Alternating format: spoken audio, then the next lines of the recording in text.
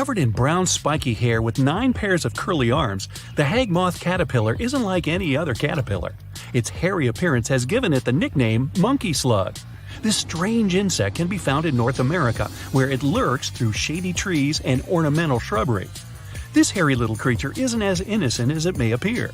The hairs on its back connect to toxic glands within the caterpillar's skin. If you're curious enough to reach out and touch these hairs, your hand will instantly turn bright red and you'll feel a burning, itching sensation, kind of similar to a bee sting. So don't do that. But if you have been stung by the hag moth caterpillar, you should instantly run the sting underwater to remove any insect hairs that may remain. The sting mark should start to heal and be gone in a week. The bullet ant is the largest of all the ant species. Still, despite being the biggest, they grow no larger than the size of a penny. The bullet ant is most likely to be found in countries such as Nicaragua and Paraguay, deep within the rainforests. It might be small, but it has a big bite. The bite of a bullet ant is up to 30 times more painful than the sting of a wasp or a bee. Locals sometimes refer to the small insect as the 24-hour ant because you'll experience an entire day of discomfort after their bite. Despite the unpleasant feeling, the bite of a bullet ant isn't too dangerous and it should heal within a week.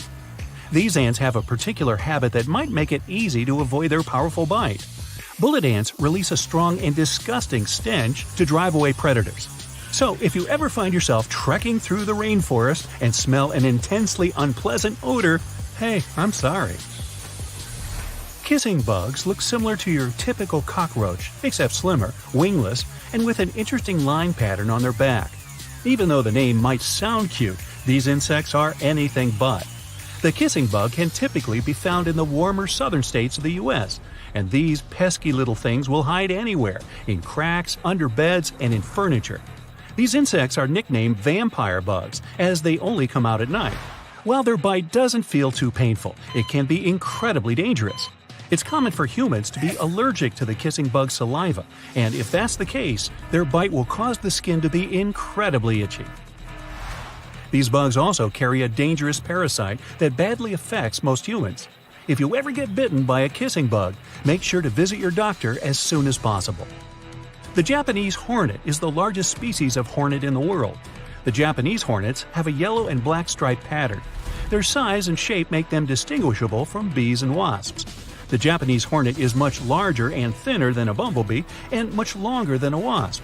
These hornets, of course, live in Japan, no, not Toledo, where they travel in colonies of up to 700 members. People who have previously been stung by the Japanese hornet liken it to being struck by a red-hot poker. If you are ever unlucky enough to be stung by one of these insects, immediately call an ambulance, and while you wait for its arrival, wash the sting with cold water.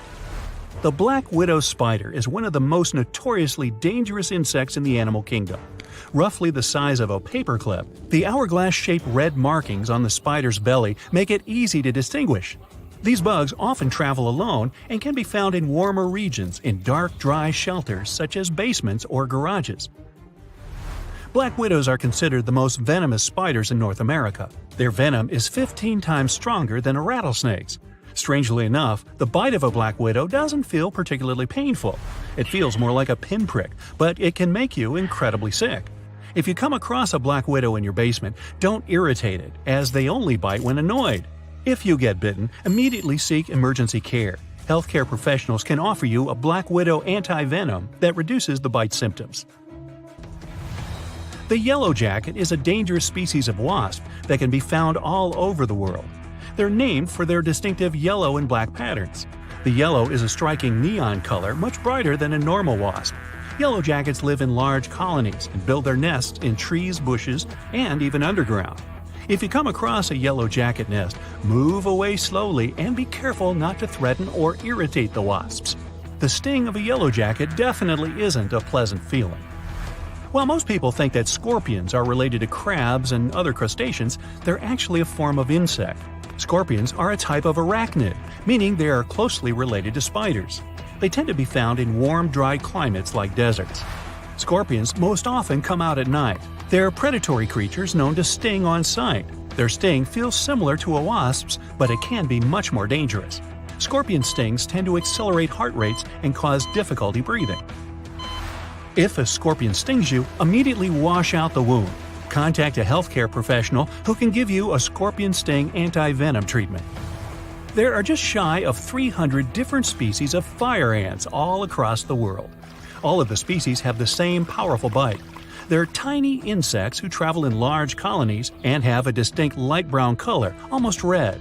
Fire ants are most commonly found in the United States and are attracted to food.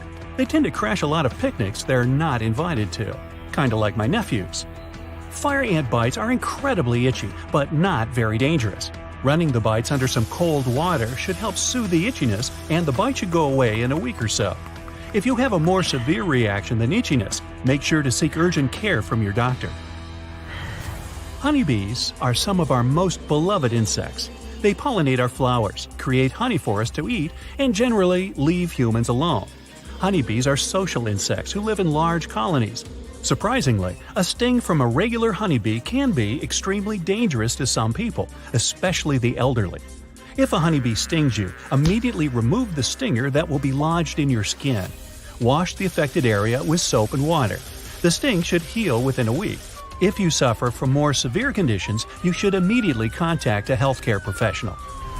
Tarantula hawks are long, thin insects with beautiful rust-colored wings and yellow antennae. They tend to be found in rainforests across Asia, America, and Africa. They tend to live alone and make their homes by burrowing into the ground.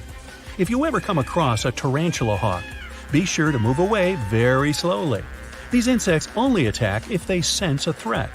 Tarantula hawks are thought to have one of the most painful stings in the world. The pain of the tarantula hawk sting is incredibly intense and lasts for 3 to 4 minutes. After these minutes have passed, the sting won't require any urgent care and should heal on its own. The warrior wasp is a peculiar species. Unlike other wasps, the warrior wasp lacks any yellow stripes and is instead fully jet black. So black, they almost look blue. Ooh, ninja! Some people refer to these insects as drumming wasps. When a stranger approaches, the wasps beat their wings in a synchronized fashion, like drummers in a marching band. Warrior wasps prefer warmer climates and can be found in the tropical rainforests of South America. Out of all the species of wasps, the warrior wasp has the most painful sting. The sting doesn't require any emergency medical help and should heal within a week. The Amazonian giant centipede can be found lurking throughout the tropical climates of South America and the Caribbean. With a distinguishable red color, it is the largest species of centipede in the world and can grow up to a foot long. So that's a foot-long bug with 100 feet. Ironic, isn't it? The giant centipede has a venom dangerous for other insects and smaller animals, but isn't a risk to humans. Despite that, their bite is still unpleasant and causes a burning sensation. If you get bitten by one of these critters, the symptoms can last anywhere from a few hours to a few days. If you have a more serious reaction, you know what to do. Go see the doc. You open up your mailbox and see a dryer sheet. It's got no purpose in there, so you take it out, right? Wrong. Leave it there. You'll be doing your mail carrier a big favor. Here's why. You might think dogs are the only creatures that cause problems to mail workers when they're out delivering your mail. And with good reason. More than 5,800 United States postal workers had unpleasant run-ins with dogs in 2020. But they aren't the only inconvenience for mail carriers who are just trying to get home safe. Mail workers often leave these dryer sheets in mailboxes to protect themselves against wasps. That might sound bizarre, but even the average person can expect to be stung by a wasp around 5 times in their life. And it's a much more likely occurrence than getting bitten by a dog. Why does the dryer sheet keep wasps away? Well, it's pretty simple, really. Wasps can't handle its smell. It's just way too intense for them, so they try to avoid dryer sheets altogether. It does make sense, given that dryer sheets are meant to freshen up our clothes and make them smell nice. One could expect them to have a strong scent. Overall, this is just a minor disturbance in the life of a wasp. Thankfully so, because they don't really have any time for extra worries. On average, wasps have an extremely short lifespan. Most will live no more than 22 days. This, of course, doesn't apply to the queen, that sometimes lives for as long as a full year. But it's still nice that, while the rest are here, they don't have to worry about flying into a dryer sheet everywhere they go. It's funny that the wasps that live for such a short period of time probably relate more to mail carriers, who are trying to avoid them, than their much-worshipped queen. This is because their 22 days of life are all about work. They each have their individual jobs, which ultimately revolve around building a suitable nest to ensure the protection of the queen. In this queen's nest, there are two different types of wasps: drones, which are males, and workers, which are females. The latter, in particular, are extremely diligent creatures. Worker wasps start their lives by helping to feed developing larvae. The larva is an immature insect, fresh out of an egg, which is yet to develop into its grown-up form. This stage of the worker wasp's life typically lasts for 3 to 4 days. After that, they begin to perform tasks that involve leaving the nest, such as collecting water or bringing back wood material, which is what nests are made of. The water they bring back is then spat out by the worker wasps and used to enlarge the entrance. The water mixes with the material that needs to be removed and forms pellets, which are then carried out of the nest. The worker wasp will then go through a period of focusing on building the nest itself before taking on the role of food gatherer. Wasps get energy from nectar or honeydew and protein from insects or animals. Speaking about the selfless nature of these worker wasps, they don't even have the necessary enzymes in their bodies to allow them to eat most of the food they gather. This means that the majority of the food they bring back goes to the undeveloped wasps known as larvae that I mentioned earlier. Thankfully, the worker wasps do get some kind of reward for their diligence. From the food the larvae digest, they can get a creamy substance that looks like soup. This substance contains all the sustenance that the worker wasps need to continue carrying out their duties. This type of food exchange is called trophallaxis feeding. It's a key part of the social contact between the workers and the developing young. On most of the foraging trips, the worker wasps travel up to 1,000 feet away from the nest. But research has shown that some journeys go on for over half a mile. The worker wasps even follow one another to known sources of food. The worker wasps finish their lives back inside the nest, but they don't relax and enjoy retirement. Instead, they take up their final role, which is guarding the entrance to the nest. So, how does the life of a female worker wasp compare with that of a male drone? Well, their male counterparts are actually quite sluggish in comparison, even despite their larger size. The drones are, on average, over half an inch in length, whilst the female worker wasps are usually smaller than half an inch. The drones are also more brightly colored, have long drooping antennas, and don't have the ability to sting. The queen is bigger than both of those and is the closest to being a full inch in length. Why do I suggest the drones are lazier? Well, while the worker wasps are out collecting wood, water, or food, the drones can often be found back at the nest, putting their heads into empty cells with only their tails visible. Doing something to add value? Not really. It's more likely that they're just taking a nap. When they're not catching some shut-eye, they're known to help distribute food to the larvae by going from cell to cell and popping the meals into their open mouths. The drones also try to pull their weight in other ways, which, in a literal sense, wouldn't be hard to do since most drones and workers weigh between 10 and 19 milligrams. Anyway, the drones also carry away and dispose of any rubbish that may gather inside the nest. These nests, where the queen, drones, and workers coexist, typically last between 3 to 4 months. They fall apart in the winter when new queens fly away to hibernate. The rest of the wasps and the nest itself struggle to survive the cold winter conditions, as do the new queens. Research shows that as few as 2 out of every 4,500 queens make it through the hibernation period. This is not just because of the cold weather conditions. The queen wasps find dark and dry locations to hibernate, such as a crack in the wall inside a house.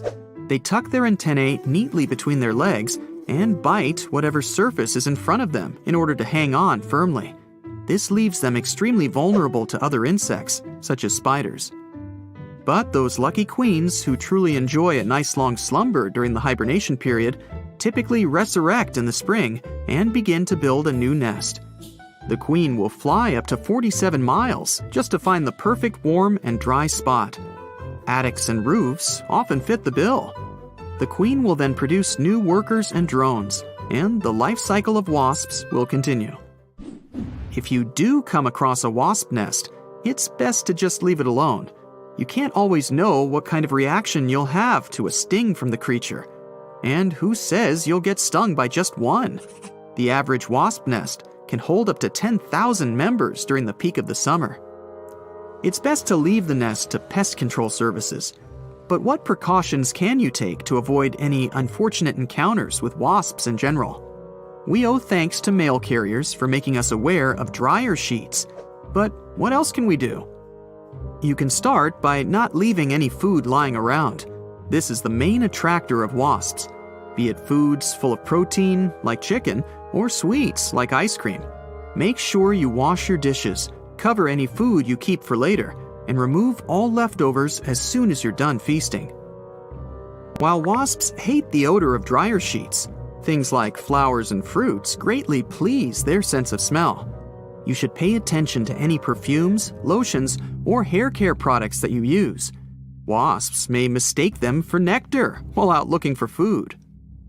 You can also be practical about your defensive strategy against wasps. You can use your clothing to your advantage. Wear long sleeves and trousers. Stay away from sandals. You can avoid getting unnecessary attention from any nearby wasp by wearing red clothes, as it's the only color of the rainbow that they can't see. Most importantly, and I know it's easier said than done, so don't get mad at me for saying it, stay calm. Research has shown that waving your hands, panicking, and causing a commotion when a wasp lands nearby actually increases your chances of getting stung. I hope this will help you to protect yourself when you're around wasps. In the meantime, keep helping our great mail workers out and leave those dryer sheets exactly where they are. Ah, a purple sunset. You must have seen one of those at least once in your life. Normally, it's nothing ominous and has to do with the way light travels. The light that the sun produces is white. When it goes through a prism, you see light waves of different colors, from red and orange to blue, green, and indigo. Light normally travels in a straight line if there's no obstacle in its way. The shorter light waves, including blues and purples, are scattered easier when they meet with those obstacles, like molecules and aerosols in the atmosphere. Because the sun is low on the horizon at sunset and sunrise, its light has to pass through more molecules that scatter the violet and blue light. The colors that your eyes pick up, then, are yellow, orange, and red. But with the right conditions, you can see the gorgeous purple sky. Sometimes purple sky appears for much scarier reasons. It can be caused by hurricanes, wildfires, or dust storms. The concentration of vapor in the air increases, and the light scatters more than usual. Dust, a setting sun, and low cloud cover all contribute to this natural show, too. The sky turns orange and red at dusk if there's still enough light. Then it gives off pink hues, which mix up with a dark blue sky above. Now, do you remember what happens when you mix pink and blue? You get the color purple. Not every hurricane makes the sky turn purple, and trying to predict if it's going to happen is like trying to forecast a rainbow. Still, people reported several major hurricanes made the skies turn purple. Now, green skies might look just as spectacular as purple ones, but they actually also scream danger. They're usually there to tell you a thunderstorm, hailstorm, or a tornado is somewhere nearby. The unique color is a result of yellow sun rays getting mixed with the blue light coming from storm clouds. So you're enjoying a nice day by the ocean with a fresh breeze in your hair, when suddenly you notice the water starts retreating from the beach at a huge speed. This is a sign for you to start running as fast and far away from the beach as you can. This most likely means that a tsunami is on the way. A quick reaction maximizes your chances of survival. Now, if you notice the sea level is rising, but it doesn't seem too extreme, it could be another sign of an approaching tsunami. It happens in 40% of cases, and the incoming water is the first tsunami wave. The next one, way larger and more dangerous, usually follows in about 10 minutes. Another thing about tsunamis is that they like to arrive with some loud sounds.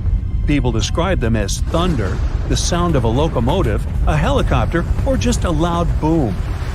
Do you see a channel of choppy water on the beach? It's in your best interest to stay away from the water. There might be a rip current under the surface that can be extremely dangerous. Sometimes waves hit the shore in a weird way, which forms these rip currents. You might see a strange break in the waves, or an area with a different color than the rest of the water. Random bits of seaweed going in all directions is another rip current warning sign. If you happen to find yourself caught in a rip current, try to stay afloat, but don't try to go against the current. You'll only waste precious energy. Scream for help and try to float your way along the beach. Once you break out of the current, swim diagonally to the shore. The next time you spot conically shaped clouds in the sky, remember it's a good time to start looking for some shelter. If it just stays like that, a severe storm is on the way. But if a cloud of that shape starts spinning around, it means it's about to transform into a tornado.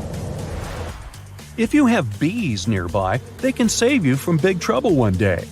These hard-working little guys get more active than usual when they feel like a storm is on the way.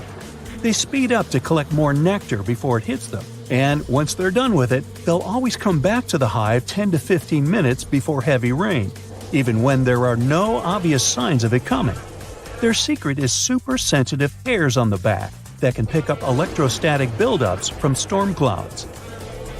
For centuries, people have noticed that animals act weirdly a couple of days before big seismic events. Dogs can't stop barking, cows halt their milk, and toads, rats, and snakes leave their homes. It looks like animals can feel smaller initial shock waves that humans don't even notice. Scientists have tried to find some legit explanation for it and run endless tests and experiments. But so far, they're still on their way to explaining this mystery. Can you smell ozone in the air? When a thunderstorm is on the way, it's the most distinct and pungent smell you can pick up. An electrical charge of lightning sets it free from higher altitudes. The other, more pleasant smell of rain is petrichor. Rainwater wakes up molecules on plants, trees, concrete, and asphalt. Their aroma spreads all over the place. You can even feel that smell in your own mouth. All those positive ions in the air that a lightning bolt sets free gets mixed with ozone and your saliva, and that's how you get that bitter metallic taste. When lightning is about to strike, you might hear bizarre crackling, buzzing, or vibrating sounds coming from metal objects nearby. Your palms may begin to sweat, and then you can feel your hair stand on end. That's a clear call for action, and that action is to run for your life. Positive charges are going through your body trying to reach toward the negatively charged part of the storm. Trust me, you don't want these charges to meet. If you see no shelter that you can reach fast, try to make yourself smaller than the objects around you. Drop down your umbrella and stay away from wire fences, metal pipes, rails, and other metallic objects. And don't lie flat on the ground, it's likely wet, which means it's a great conductor of electricity. If you suddenly notice crevices in the asphalt next to your house, it could be a sinkhole warning sign. Inspect your house on the inside. Does that door begin to jam? Or maybe there's a gap where the walls meet the ceiling. Uneven kitchen cabinets and drawers, slanted floors, stairs that begin to slope, water leaking after every rain, and displaced moldings are all signs that a sinkhole is about to open. To find out if it's definitely a sinkhole and how dangerous it is, you gotta consult with an engineering company. If you find a sinkhole that's already there, you gotta stay away from the sinkhole area. Fence or rope it off to make it less dangerous for others. You'll need professional help to fix it. Some volcanoes scream when they're about to erupt. Small earthquakes, which often happen before, produce a hum. It's mostly non-audible to human ears, but sometimes it reaches a frequency that lets you hear it as a strange rumbling or hissing sound coming from the ground. This noise is known as a harmonic tremor. With some volcanoes, it's the sound of magma bubbles vibrating when they're going through crevices in the crust of the earth. But it's not always like this. If scientists manage to understand what exactly causes these volcanic screams, they could create a limited early warning system for volcanic eruptions. If you're out in the wild, pay attention to the water in creeks, streams, and rivers. If its level is quickly falling, even if it's raining, this might be a sign of a nearing landslide. And if you hear a faint rumbling noise or unusual sounds, like boulders knocking together, it could mean debris is on its way to you. It's a sign to head to safety immediately, like right now. That's it for today. So hey, if you pacified your curiosity, then give the video a like and share it with your friends. Or if you want more, just click on these videos and stay on the bright side. In the US, one burglary happens every 18 seconds. It takes an experienced burglar between 90 seconds and 12 minutes to grab everything they need and get out of there before they get caught. You've probably heard that when a burglar decides which house to target, they start by casing it. This means they watch the owners, find out information about their routine, and determine the best time to enter their home. One of the tricks thieves use to gather information about your routine is so simple that you might not even give it a second thought. But the next time you hear a quiet crunch under your shoe as you're unlocking the front door, stop and check what it is. Chances are, you'll find yourself face to face with a crushed cookie. If that's the case, it's your clue that something has gone terribly wrong. This is a pretty effective tool burglars use to find out if you've left on a trip or when exactly you come home every day. A cookie is such an innocent little thing that people don't usually give it much thought, if they even notice it at all. Many probably assume they just crushed a bug under the mat. You arrive home, step on the cookie, make it crumble, and automatically reveal all your secrets to burglars. They know for sure if the house is lived in and can also figure out the homeowner's schedule. Things get even worse if you're away for a while. The cookie under the doormat remains intact, thus alerting criminals that the house is perfect for a break-in. To decrease your chances of a burglar dropping some cookies under your doormat, don't announce everything on social media. You won't believe how many criminals today use it to gather information. Don't post any details about your vacation plans. If you're eager to share your amazing photos from the beach, do it after you get back home. Check your privacy settings every time you post something when you're away from home. It's all too simple for a thief to figure out that your house is empty at the moment if you're ranting online about how crowded these stores are on Black Friday. Get to know your neighbors. If you build a strong network around you in your community, bad guys consider your neighborhood too high of a risk. Every time you go away, inform your neighbors. Ask them to text or call you if they notice anything suspicious going on around your house. You can do the same for them next time they go on a trip. Create the impression that there's somebody at home even when you're away. Use the TV and radio. Leave them on when you're away. The sound of voices will most likely scare burglars away, even if that cookie is still whole. One of the most obvious signs that a homeowner has gone away for a while is a pile of newspapers and mail piling up at the front door. Ask somebody, a neighbor, a relative, or a friend to stop by regularly and pick it all up.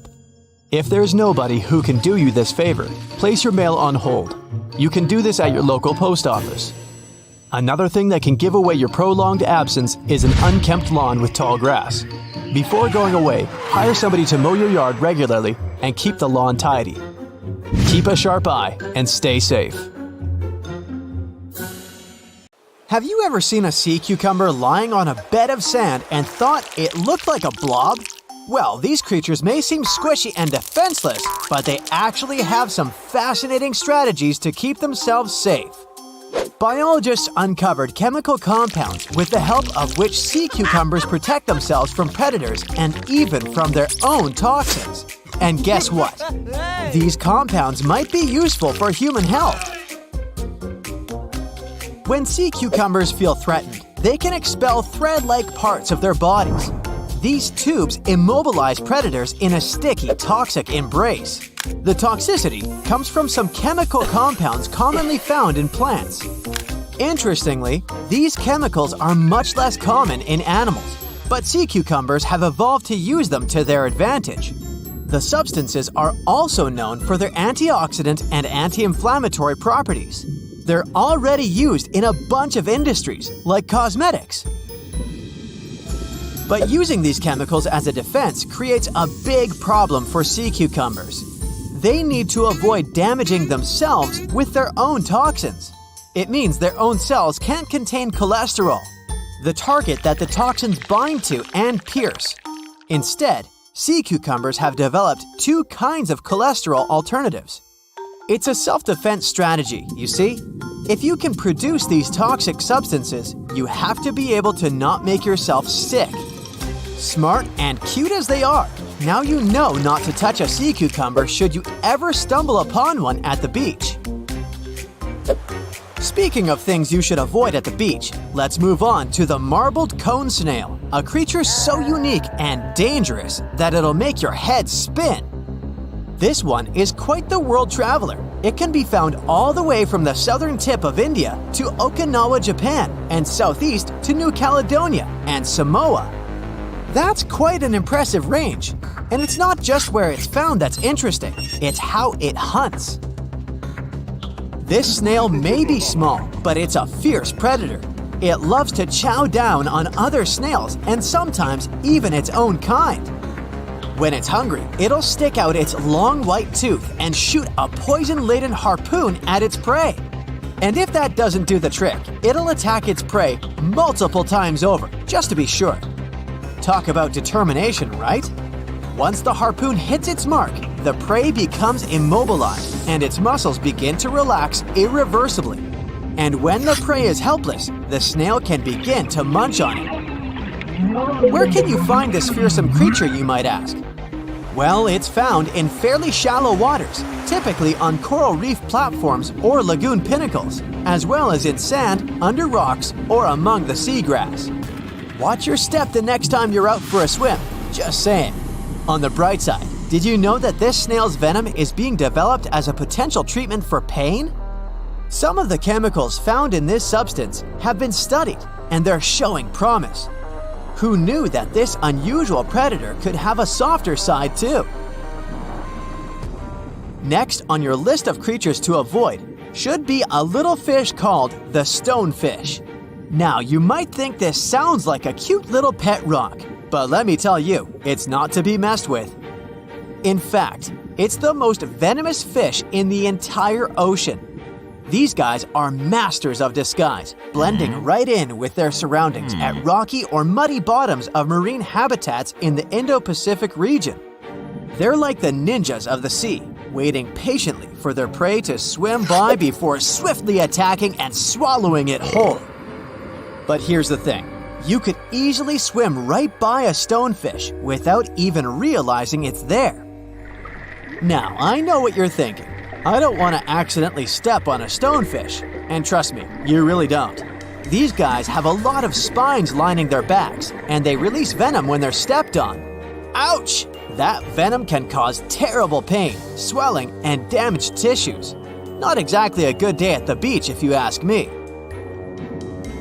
But don't worry, the stonefish isn't out to get you. It uses its spines defensively, not offensively. So, as long as you're not disturbing it or stepping on it, you should be fine. Just be careful where you step and maybe invest in some water shoes. And if you do happen to get stung, seek specialized attention immediately. It's best to always look where you walk, shuffle your feet along the bottom to avoid stepping directly on the fish, and wear water shoes when you're in an area that could be home to stonefish. Have you ever had the pleasure of meeting a lionfish up close? They're such beautiful creatures with all those colors and fins that look like wings and accessories. It's easy to be mesmerized by their elegance, but don't be fooled by their stunning appearance. They're not to be messed with. In fact, they're one of the most dangerous fish in the ocean. If you get stung, you'll experience a lot of pain. Maybe even some allergic reactions.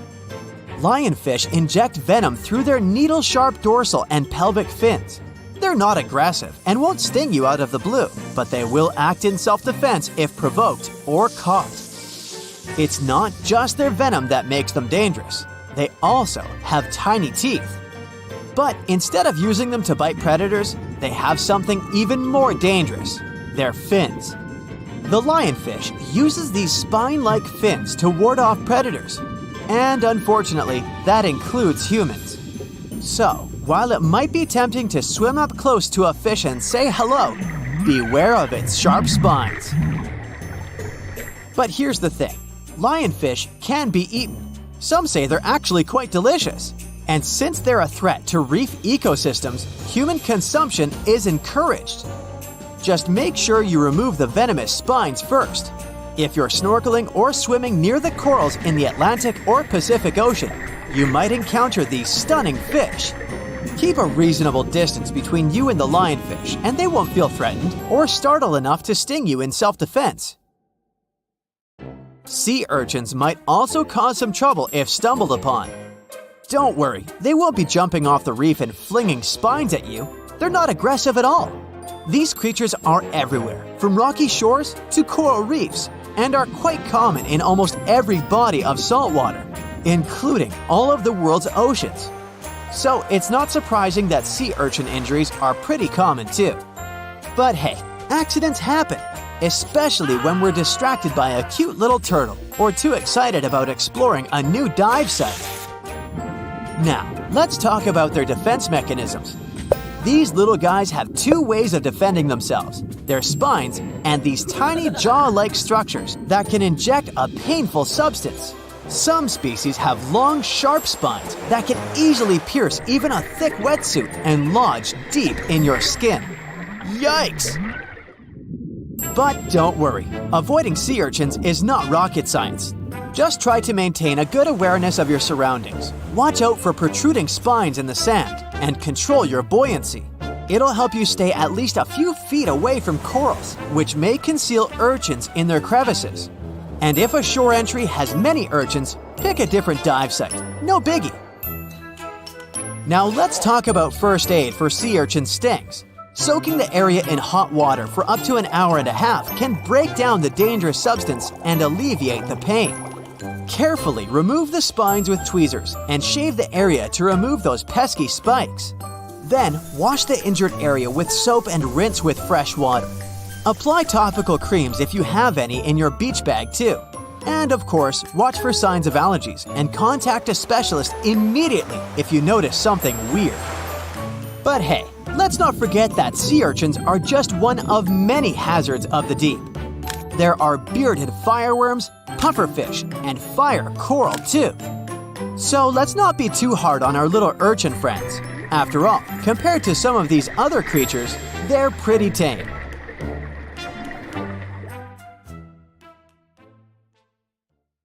That's it for today. So hey, if you pacified your curiosity, then give the video a like and share it with your friends. Or if you want more, just click on these videos and stay on the bright side.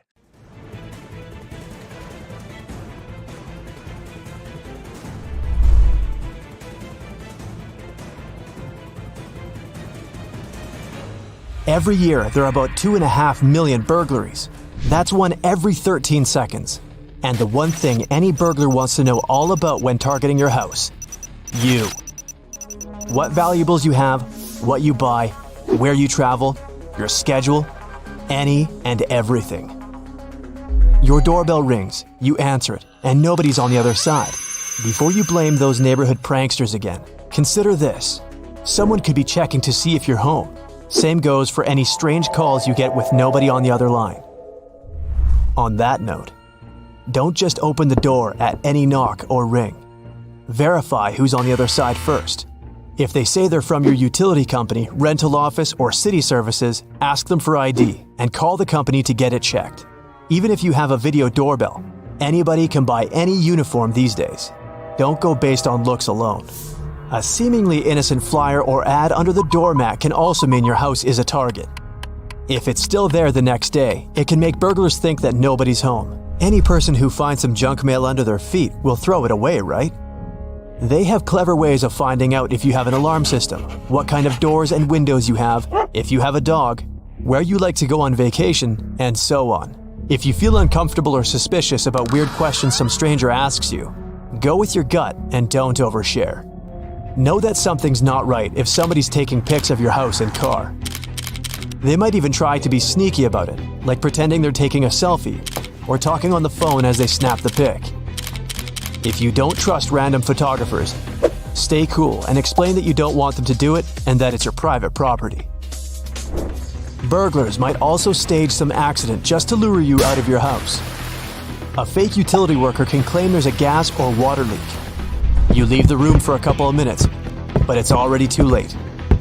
An experienced burglar can get what they need in as little as 90 seconds. Always validate the identity of strangers showing up like this. Just call your utility provider. Beware if you see some sticker or paint on your door. Sure, these could just be coincidental nuisances, but it can also be a sign that someone wants to mark your house and set it apart from the rest. Get rid of it as soon as you can. Be careful when you sell your car or any other big price items. Delete the ads you posted as soon as you sell it. Many burglars call and pretend to be interested, asking if you still have it. Saying, "No, sold it already," will let them know you've just gotten a lot of money. Even if you spent it already, this person might like to break in and find out for themselves. You wake up in the middle of the night from a noise coming from downstairs. First thing you need to do is check what the noise is. If you suspect someone's in your house, do this quickly and quietly. It might just be a mouse that knocks something over. Still, if your suspicions are confirmed and you see someone in your dining hall, look for a way out immediately. Use the fire escape ladder if you have one. Otherwise, a window might do the trick. Still, chances are you'll have to stay put. Grab the phone and call the authorities. Give them your address and explain the situation as briefly as you can. And in a heartbeat, they'll dispatch a unit to your house. Reaching your street, they can't find your house number anywhere. They get there eventually, but only after having followed the numbers from other houses in the neighborhood. By the time the authorities arrive, the burglars already escaped. That's because your house number can barely be seen. It's so tiny. Your mailbox's one is barely noticeable too. Get a new and shiny plaque. Make sure the number's big and visible. This will not only help your guests find your house sooner, but you'll also avoid the authorities missing your house next time. While you're at it, make sure the mailbox number's visible too. Another good way to protect your house is by adding a fence to it if you don't already have one. Make sure it's hard to get through. Use chain link or even metal fencing. Dig it into concrete as well, so burglars can't lift it. If you're okay with a rough look, you can even try out barbed wire fencing. Next up, add lighting to your yard, because if your yard's all dark, it'll be a perfect target for unwanted visitors. Keep a few lamps outside that you can turn on and off. A well-lit yard will let you see what's up outside, and your neighbors too. If they spot someone, they'll call you and the authorities if need be. A spotlight camera is an extra. It usually stays off during daytime and works with a motion detector. It's really bright and lights up when it senses any movement. You can even get one that also starts recording at once. So not only will you frighten burglars, but will also have video proof in case anything does happen. Another thing is a ring camera. Whenever someone rings the door, you can pick it up without even being home. Since your phone's connected to the doorbell, you only need to answer the call wherever you are. If it's someone you don't know and you're smelling something fishy, you can pretend to be home and let them know you're not interested. Dense shrubs in your yard will give the burglar a place to hide, and you might not even notice there's someone trespassing. Keep your shrubbery closely trimmed. It'll not only keep you safe, but also add a bit more shine to your yard. While you're out on vacation, avoid posting your whereabouts on social media. Say someone's had your house on their radar for a while now. You being gone is the perfect opportunity for them to strike. Leave posting the nice pictures you took for when you get back home, and you can keep an eye on things. Oh, and don't show people what you do day to day either. It'll be easy for someone to keep track of your daily schedule and plan an assault for when you're out grocery shopping, for example. This one's obvious, but always lock your home when you leave, even if you think you live in a safe neighborhood. And if you've just moved into a new house, change your locks too. It works for apartments as well, or even if you're just renting a room. You can never be too safe. Always keep the appearance that someone's inside the house, even when it's empty.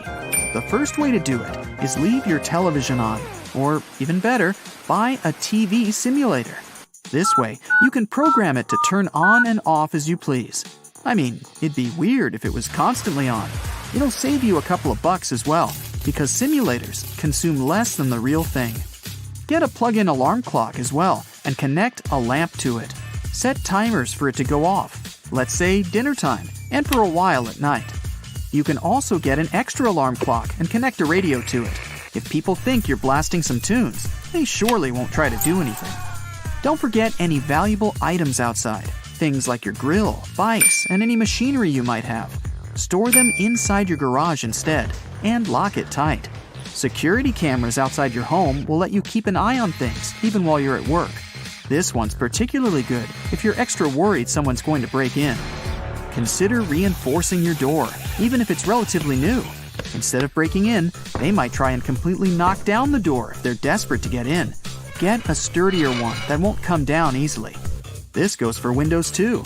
It's worth investing in a type of glass that won't break when a rock hits it. Or use security film. It's a strong, transparent plastic you put on your windows to strengthen them. Even if your windows break, this film will hold the shards of glass in place. It'll delay the entry by quite a bit, so they might even quit the whole thing. How much mail you've got also lets people know if you're home or not. If there's a huge pile of it, it's clear you haven't checked it for at least a couple of days, so even if your house wasn't a target, it might be now. Get familiar with your neighbors, invite them over for a cup of tea, and talk about your concerns. You'll watch their back, and they'll watch yours. And if anyone suspicious comes around, they'll let you know. You can even ask for a favor or two while you're on vacation. Ask them to park one of their cars in your driveway to pretend someone's at home. While you're at it, give them the key to your mailbox and ask them to take your letters for you. You'll repay them when they go on vacation. Take a walk around your house and put yourself in the mind of a burglar. What would you do to get in? There's a tree there that you can climb to reach the second floor. Or maybe it's just too easy to climb the pile of junk that you've got there. It's worth getting rid of both to keep the top floors hard to reach, and no one will be tempted to break the top windows and try to get in like that. If you've got a mail slot in your front door, be aware of mailbox fishing. It's where a burglar puts a pole straight through the mail slot and fishes for keys, or maybe even tries to unlock the door. Get a mailbox cage. This way, if they try to do this, they won't get far. Valuables inside the house are another thing.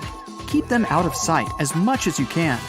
The safest thing you can do is get a safe. But otherwise, you can get decoy items just in case burglars do get in your house. Keep a few fake gold bracelets next to your bedside table. They'll think they've scored big time when, in fact, they're going home empty-handed. If you've always wanted a pet, now's the time to get a dog. Make sure it has a cozy place to sleep outside, and as a thank you, it's going to protect your house. As soon as it hears someone step foot in the yard, it'll warn you by barking. Not only that, but it'll wake up the entire neighborhood too, which will bring even more attention to what's happening. Don't ever put up a calendar, or all of this will be for nothing. Say a burglar comes out the back and just looks through the window. If they spot a calendar with the exact dates you're going to be away, none of these tricks will work because they'll know better than to fall for them. And as a last resort, you can get a panic button and keep it next to you when you sleep. You can program it to call the authorities with the press of a button. With that, you'll have alerted them that your house is being invaded. This tree has poisonous bark, leaves, and even seeds. What's worse, those seeds can even explode. Wow. And that's not the kind of experience you want when traveling around tropical America. Meet Sandbox Tree, a 100-foot giant covered in conical studs. The tree itself looks unique, since the studs look almost like tiny pumpkins. But don't you dare come close and touch them. Just contemplate it from afar. Once the pumpkin-looking studs crack, they set the notorious seeds free. They travel at about 230 feet per second, and those have enough force to injure you. But hey, the sandbox tree is not that mean. It just doesn't want any competition, and that's why it tries so hard to send the seeds as far as it can, which is about 130 feet. So please, stay out of the way. Some trees are so dangerous they even have a warning sign. For example, a manchineel tree. It pretends to be totally innocent, and its fruits look like regular apples. But eating such an apple can be the last thing you do in your life. Well, that sounds serious. Touching this tree isn't safe either. I mean, even looking at that tree can be dangerous. Not kidding. And people can even banish it. Whoever tries to do that gets punished instantly. You try to cut the tree, it replies by squirting blinding ooze right into your eyes. Yeah, this sap can cause temporary blindness, and if it contacts the skin, you'll get burns and blisters. There's only one way to tame that tree. To do that, people first gotta burn the tree at the base and stand far away for sure. Then the fallen tree is left to dry in the sun. Once it's dry, it's safe to use. There are even used to be toxic pieces of furniture made of manchineel tree. Hey, pull up a chair. Now, this thing here, scientists call it jatropha fruit, but it's also known as black vomit nut. Ew. If you ever try to eat it, the first thing you'll experience is a burning feeling in the throat. Once it reaches your stomach, you'll have a severe stomachache. The result can be terrible. It can cause severe central nervous system depression, and it's not about being terribly sad. It's a physiological state when the breath rate is affected, the heart rate is decreased, and the person may even lose consciousness, not to mention a more serious aftermath. Ah, look at these heart-shaped leaves. They're so cute. Still, this tree's fruit isn't that cute. Pangium edule is native to Southeast Asia, and its fruit can be eaten, but it requires a lot of preparation.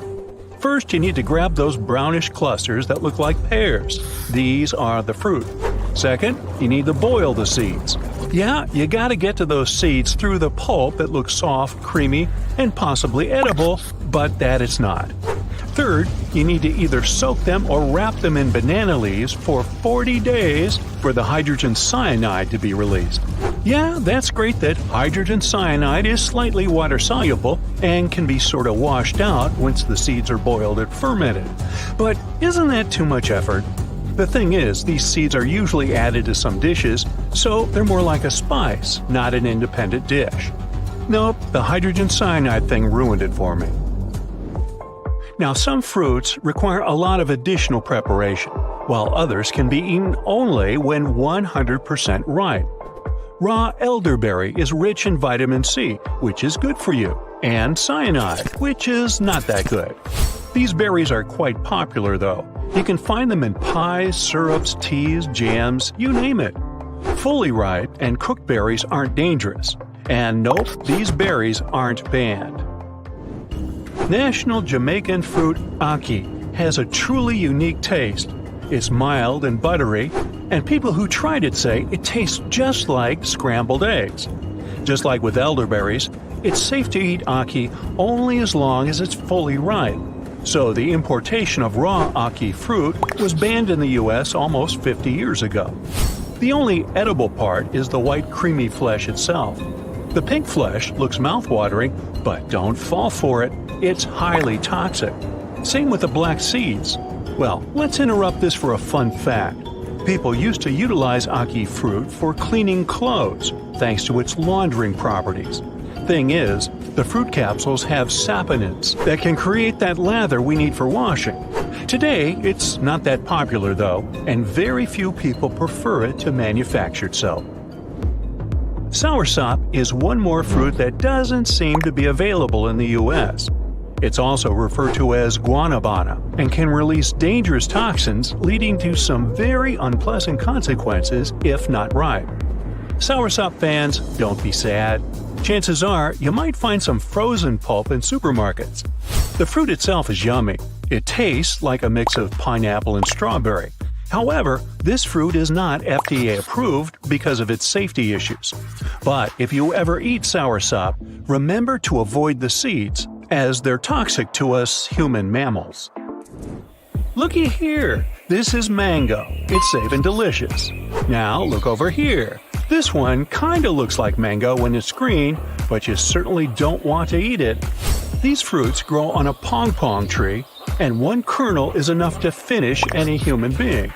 But who said we gotta eat them?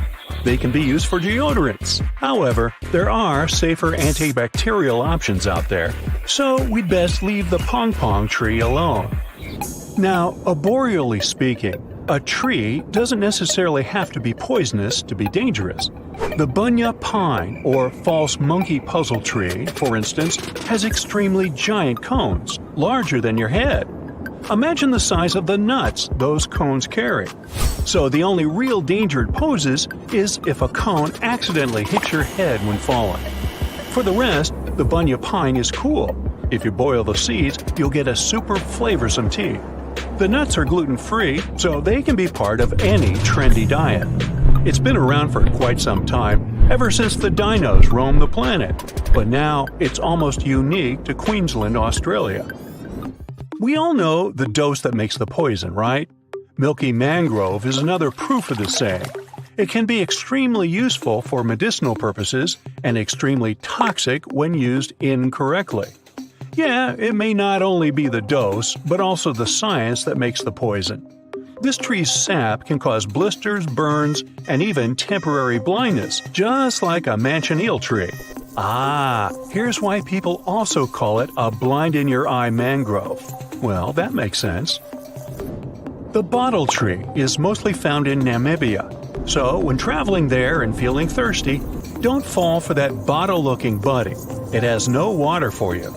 The bottle tree gets its famous shape by the age of between 5 and 8 years and is designed to hold the water for itself. Now, if you dare try it, the consequences are, shall we say, sad. It's highly toxic for humans and animals, but for those toxins contained in the water, the tree would have been left with no moisture at all. Animals would have taken all the water from it. To avoid it, the bottle tree developed a sort of protection mechanism, mostly from animals, and apparently from some humans too, to stay well hydrated. Good advice for everyone. The last, but not the least, Jimpy Jimpy. Now, you probably came across a stinging nettle at least once in your life. The aftermath of the contact with the stinging nettle isn't quite pleasant. Nobody likes rash and burning sensations. Well, it's possible to say that harmless-looking Jimpy Jimpy, which is a distant relative of stinging nettle, has pretty much the same mechanism, but the consequences are different. It can even be fatal. Good news, there's an antidote. Depilatory wax or even sticky tape can help you out. The main problem is the little hairs stuck in the skin, and anything sticky, especially wax or tape, can help remove them. This is a first aid treatment, but it helps a lot. That's it for today. So hey, if you pacified your curiosity, then give the video a like and share it with your friends. Or if you want more, just click on these videos and stay on the bright side. Leopard seals look so cute, don't they? You wouldn't expect a creature with such lovely eyes to harm you, especially since, on TV, seals were always represented as playful animals who like to goof around with humans. But leopard seals are apex predators you shouldn't trust that much. After all, they got the name after a black spotted coat, similar to the one a big cat has. That means they're at the top of the food chain, with rarely any other animal ready to oppose them. It's not that common, but there are known cases where they attacked humans. They're generally more aggressive than other seals. And they're not animals that play well with others. Generally, they prefer to spend time by themselves. The ends of their mouths are permanently curled upward, which looks like they always smile. Since they're solitary animals, finding a partner is harder, so they vocalize to attract it. They even sometimes sing underwater. Dingoes. When you see one, you might think you're looking at an average street dog. But be careful. Dingoes are more closely related to wolves than dogs. They're the biggest land predator in Australia and apex predators. They go after their prey in packs. When they get together, they can confront even bigger animals like the red kangaroo. They generally avoid humans, but when in significant numbers, you should avoid them. Who doesn't love pandas? Because they look so adorable and innocent. They've become a symbol of kindness and peace. Also, they're very lazy since they spend most of their time resting and eating bamboo. Sounds peaceful, but you better not mess with them. If you accidentally cross a panda's territory, or the animal senses you're a danger, it can hurt you. They have strong jaws and claws, and in most cases, they're way stronger than humans.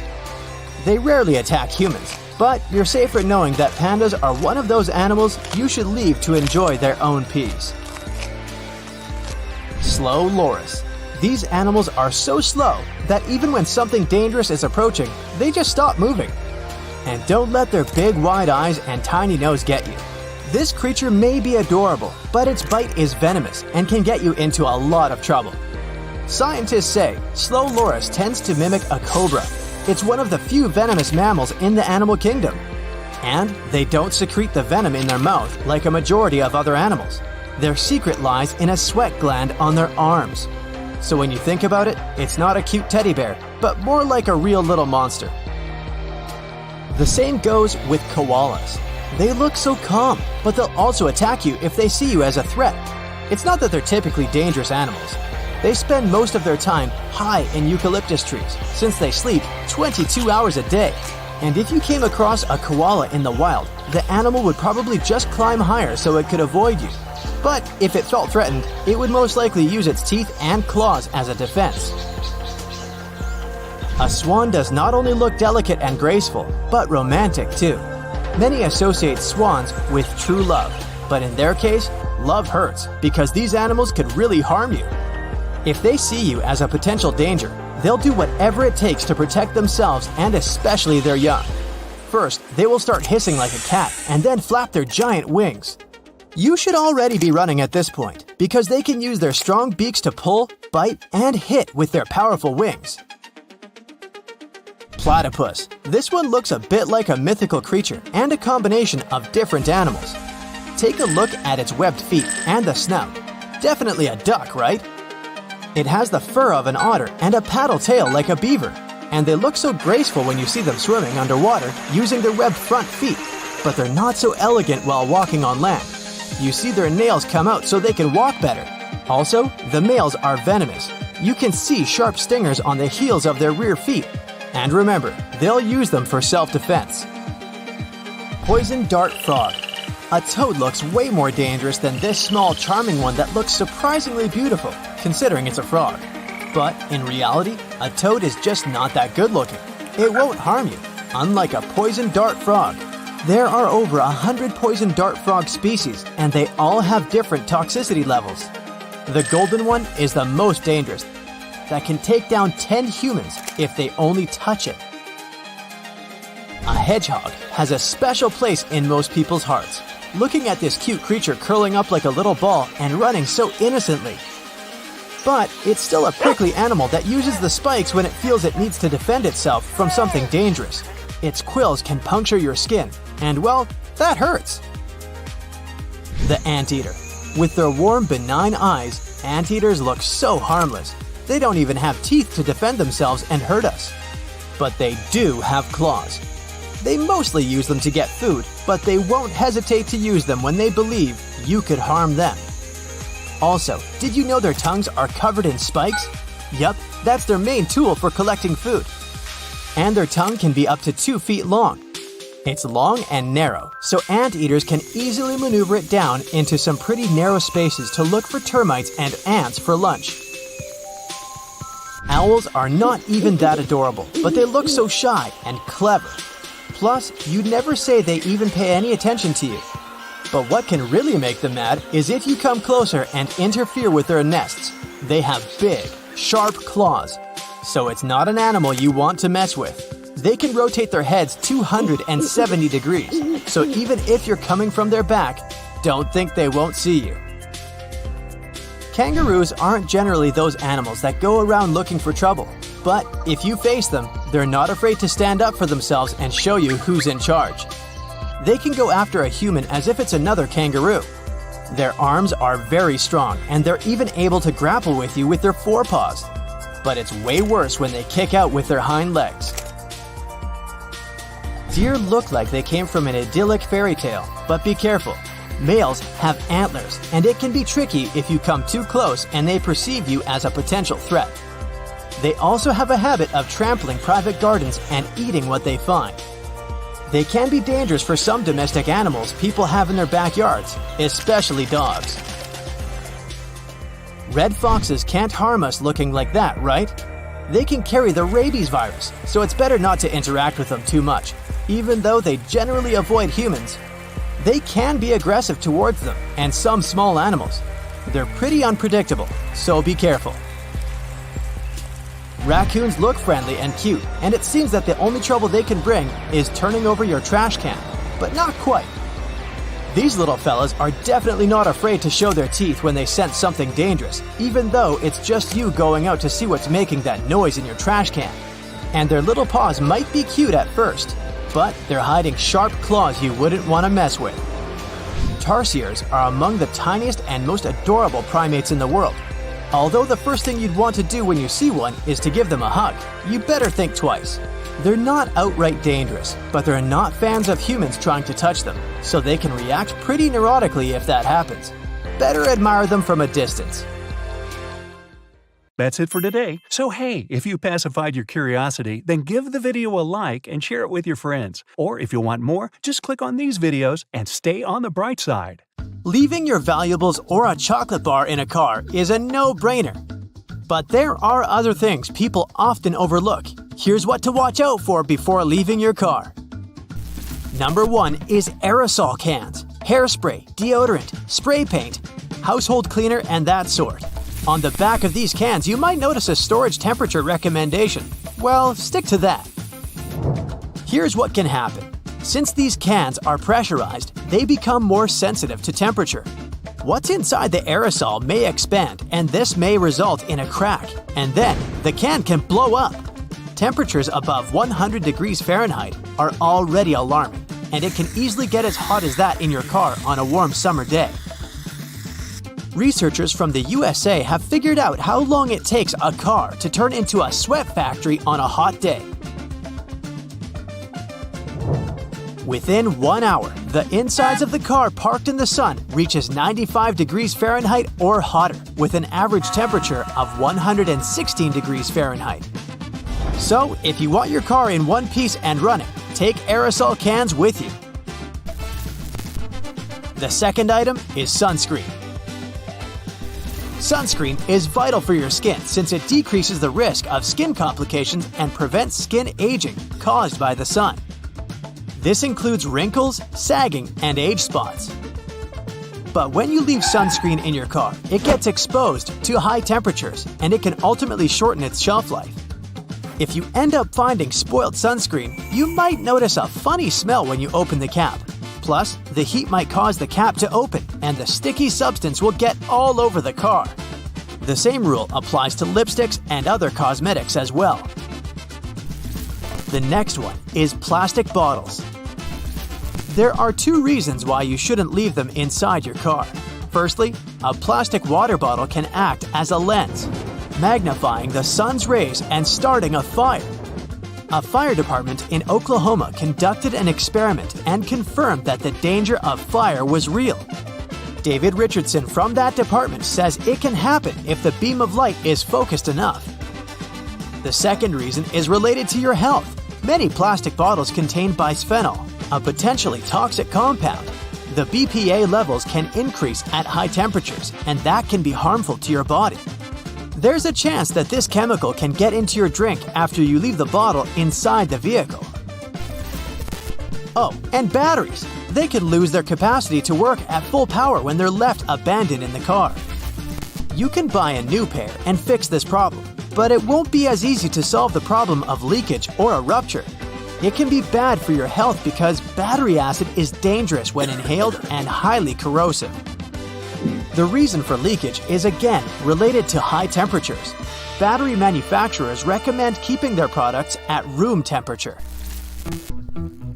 This fact is partially related to batteries. It's about electronics. Have you ever realized how hot your phone can get when it's exposed to the sun? You're driving, and let's say, looking at the GPS on your phone. Even in this situation, your phone can heat up. What will happen to it after hours of sun exposure? Phone companies are strongly against customers leaving their devices in vehicles because they might shut down, get damaged, or, boom! Personal belongings are another priority on the list. A wallet or a handbag may come to one's mind first. Yet, a passport or even some change you leave near the passenger seat is sometimes enough to attract a thief. Better to keep such stuff out of sight, for example, by storing it in the trunk instead of leaving it in the back seat. Number 7 is also related to theft. Life can be too hectic sometimes, and it's understandable if you can't clean your car frequently. But leaving garbage in the car is another mistake. Thieves tend to search for messy-looking cars. They think that the owner doesn't use such a vehicle frequently. How about plants? I know it isn't that common to keep plants in the car on a daily basis, but sometimes you need to move them. The heat inside the vehicle can easily dehydrate the poor thing. Medications are another thing you shouldn't keep in the car for too long. The constantly changing temperatures inside the vehicle can decrease the effectiveness of your pills. Authorities recommend keeping most medications at 59 to 77 degrees Fahrenheit in a cool and dry place. Important documents that contain your personal data shouldn't be left in the vehicle either. Some examples of such documents are tax forms, financial statements, and school transcripts. A thief could commit fraud or identity theft using this valuable information. And there's also food and drinks. Experts recommend not leaving groceries or leftovers in a warm car for more than 2 hours, or only an hour when it's over 90 degrees Fahrenheit. The same rule applies in the winter too. Canned foods, for example, have a high risk of going bad. If a can of sweet peas, let's say, gets frozen in the car, the effect will be similar to what would happen to soda.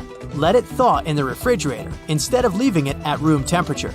If the product doesn't look or smell normal, throw it away in a place where not even an animal can find it. Don't try to taste it, just trust your senses. If the item seems rusted or there are some cracks in the can, it should end up in the trash too. Eggs are another example. Normally, eggs shouldn't be frozen. But let's suppose you forgot one grocery bag in the trunk of the car, and the weather was so cold at night that the eggs got frozen. Keep the eggs in the refrigerator before use. They should be hard-cooked. It's your only option. You see, freezing causes the yolk to become thick and syrup-like. It loses that natural flow and doesn't mix well with other ingredients. You shouldn't leave your pets alone in the car, obviously, and not just because of a potential rise in temperature. They will feel uncomfortable without you, their best friend, accompanying them. In their frustration, they might do something to get noticed, which can be, for example, ruining the interior of the vehicle. Now let's return to the winter season again. If possible, keep the gas tank of your car over half full. This can prevent the fuel lines from freezing. It also makes it easier to start the engine and hit the road in the morning. While keeping an eye on the fuel bar, it might be a good idea to glance at the tire pressure too. The cold can result in tire pressure drops. Not only high, but also low temperatures can damage some items. A good example is paint cans. They should be quickly taken out of the vehicle in the winter. The ingredients in the paint can experience expansion, separation, and clumping due to the cold. In other words, you won't be able to use this paint anymore. Weather also affects wooden musical instruments like violins or guitars. Changes in temperature and humidity can cause wooden instruments to warp, crack, or split. Glasses get affected by fluctuating temperatures too. In a hot car, plastic frames can bend. Or plastic can become brittle when it's very cold. This makes glasses prone to breaking. Don't leave house keys and garage door openers inside the car. This is an everyday practice for many people, but it's risky. They can get into the wrong hands. To listen to music, most people connect their phones to the car or listen to the radio. CDs are getting less and less used these days, but don't leave them in the car anyway. They might get warped, and you won't be able to use them anymore. Can you think of any other items you shouldn't leave in the car? That's it for today. So hey, if you pacified your curiosity, then give the video a like and share it with your friends. Or if you want more, just click on these videos and stay on the bright side. You walk in the park and stop because you come across the cutest puppy. While admiring it, you notice a red collar, and remember, red is the universal sign for stop. All over the world, you see it on stop signs and stoplights. This cute pup is one you shouldn't get too close to. A red collar on a dog signals that the animal is aggressive and should be given space by humans and other animals. These dogs may be more likely to snap, bite, or lunge at any passersby. You may find this hard to believe, given how happy the dog might look when you see it with its handler. You're right, it probably is delighted because it loves its owner, and may also be super protective of them. It's also possible that the dog may be an assistance dog. However, these dogs should wear a vest with emotional support or assistance dog written on them. Oh, and please remember 3 important words. Do not pet. Not all dog owners opt to use color-coded language with their pets. It's often used more in professional environments. For example, if a dog and their sniffer are required for scent work, they probably have better things to do than getting belly rubs from strangers. The red collar might now serve as your fair warning. It's a fact that dogs have up to 300 million olfactory receptors in their noses. Humans have roughly 6 million. It means that their sense of smell is about 50 times better than ours. The part of a dog's brain devoted to analyzing smells is about 40 times greater than ours. Dogs are attracted to new odors. There's a good chance they'd prefer a sniffing session to your offer of a belly rub. It could just annoy them. Why don't we take a look at some other things that can irritate your dog? This first one might hurt your feelings and be hard to accept. Have you ever noticed your dog freezing in terror when you go to hug it? Have you ever wondered why? Dogs just don't like it when you hug them. Research has shown you should never constrain your dog, which is exactly what happens when you hug them. If your dog comes looking for it, then okay. But otherwise, a pat on the head will be enough. None of us like returning home to find our beautiful furniture chewed to pieces, or discovering that our brand new shoes are ruined. But one thing you shouldn't do is yell at your dog, even if they chewed your favorite and most expensive shoes. Yelling just confuses the dog. Dogs may simply think you're barking at them and start wondering what's happened to its human.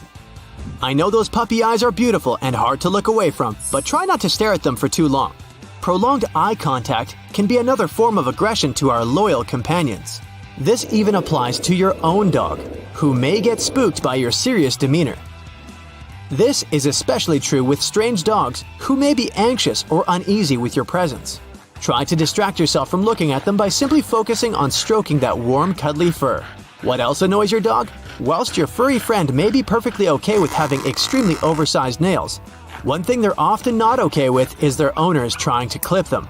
Research suggests that dogs hate getting their nails clipped, ears checked, and mouth examined. However, these things have to happen, as overgrown nails could hurt your dog, and checking their ears could prevent nasty ear infections. It's good to get your dog comfortable with you touching their feet and ears before taking them to your local groomer or trying to cut nails yourself. Being a responsible dog owner is by making sure that they get enough exercise. And dogs always love a walk, right? Well, not always. Let's be practical about this. You're at the beach on a sunny day. You walk on the sand barefoot and suddenly you feel your feet burning. You quickly struggle back to your towel. See where I'm going with this? If it's too hot for your feet, it's probably too hot for your dog's paws. And it's not just burning feet you need to be worried about. The heat itself can harm your dog.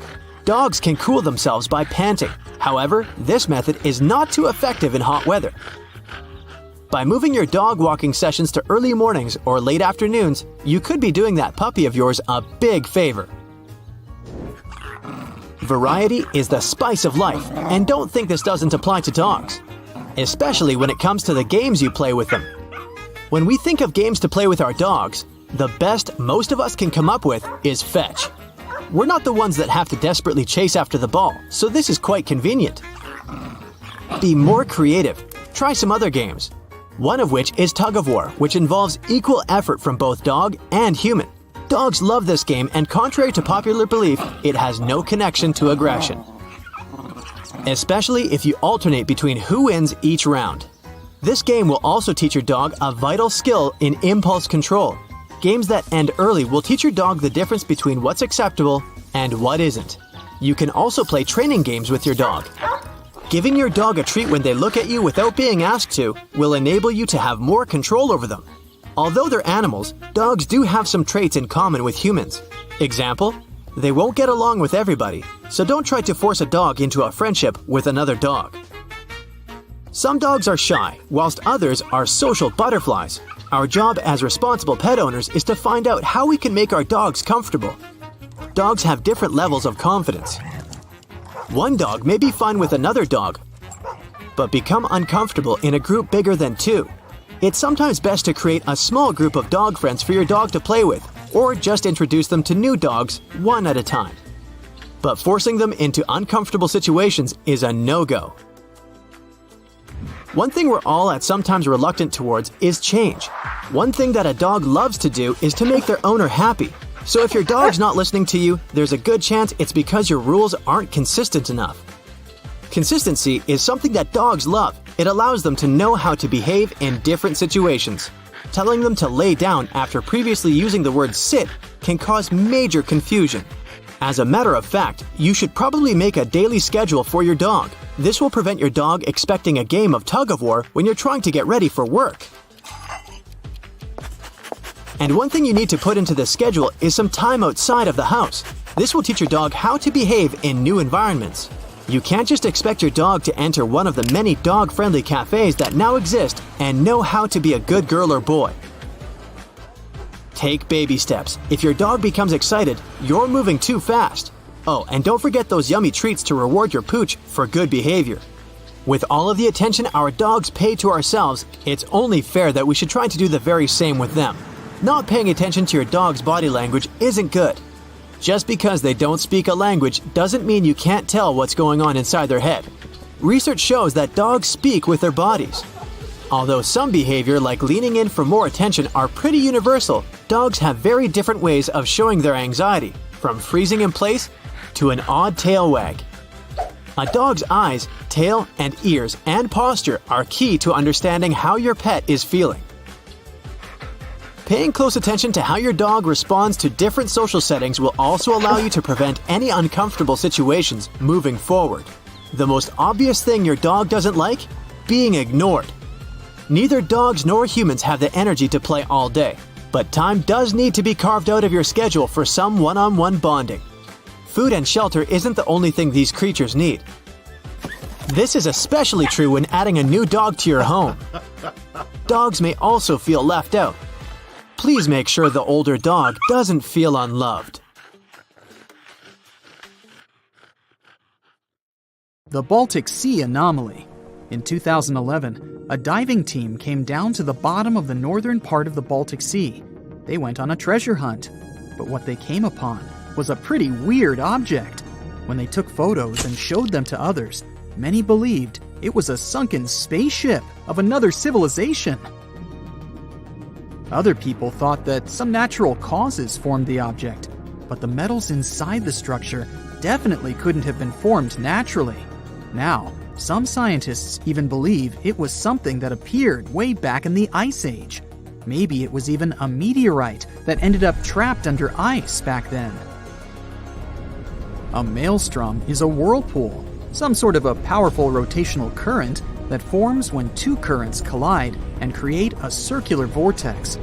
Even fearless Vikings were afraid of maelstroms because those were forces so powerful that they could sink large ships.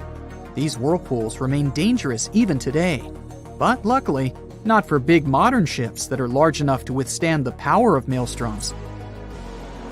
But a cruise ship that gets into a maelstrom usually faces massive waves that can rock even big vessels from side to side pretty intensely.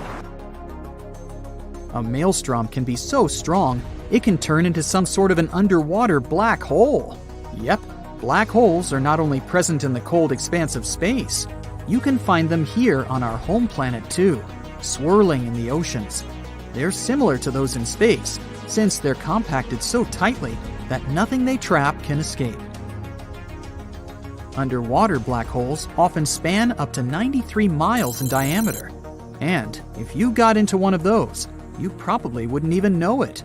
These black holes act like vortices, but because of their size, even professionals can hardly see their boundaries.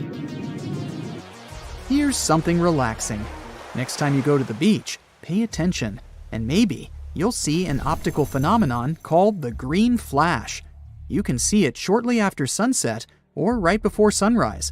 It occurs when the sun is almost completely below the horizon, while its rim, the upper one, is still visible. For just a second or two, that upper edge of the sun will appear green. It's because you're looking at the sun through thicker parts of the atmosphere as it's moving down in the sky. As it's dipping below the horizon, light refracts, or bends, in the atmosphere and gets dispersed. Wait for a clear day with no clouds or haze on the horizon to see this phenomenon better. You've been looking forward to a nice swim, only to realize that the water in the ocean is red? Better avoid going in. Florida is known for its red tides. It occurs when the concentration of specific microscopic algae is higher than normal. Thousands of species of algae in marine and fresh waters are mostly harmless to animals and humans. They even help us, since they're an important source of oxygen. But some, like the algae that makes the ocean red, can be extremely dangerous for marine animals, like sea turtles, fish, and seabirds. This kind can grow out of control and produce neurotoxins harmful to humans, especially those who have some respiratory issues. Such people should avoid red tide areas, especially when winds are strong enough to push the algae toward the shore. Volcanoes can spew poisonous gas, ash, and red-hot lava. Those are the most obvious dangers most of us already know about. But submarine volcanoes can be very tricky in their own way. Sometimes, when they're located in shallow waters, they reveal their presence by blasting debris of rock and steam high above the surface. Since submarine volcanoes are surrounded by an unlimited supply of water, they can behave differently from those on land. When they erupt, seawater gets into active submarine vents. Lava can be spreading across a shallow sea floor, or sometimes even flowing into the sea from land volcanoes. When in water, it may cool down so quickly that it shatters into rubble and sand. So, there are large amounts of volcanic debris left there. You know those popular black sand beaches in Hawaii? That's how they formed. Hot lava and powerful eruptions certainly don't sound safe, but submarine volcanoes in deeper waters are equally dangerous. Even though they're not necessarily erupting, they produce pockets of bubbles. These bubbles reduce the density of the surrounding waters, which can even sink ships. The worst thing is that when you look at the surface of the ocean, you can't understand something's wrong.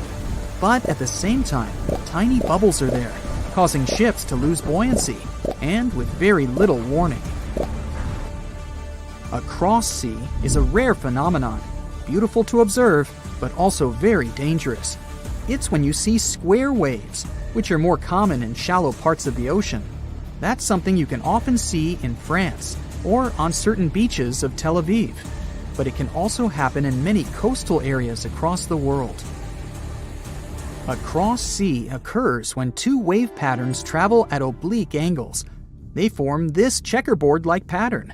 It mostly happens when two swells meet, or when a swell pushes waves in one direction, while a strong wind pushes them in another. These square waves can be dangerous for swimmers and boaters. The waves produced by strong ocean currents can be pretty unpredictable and tall, sometimes up to almost 10 feet. This phenomenon is sometimes called white walls. These waves can be so powerful that they can turn over even big boats. If you fill a clear glass with some ocean water and take a closer look, you'll see it's full of very small particles. Seawater contains dissolved salts, fats, algae, proteins, detergents, and other bits of artificial and organic matter.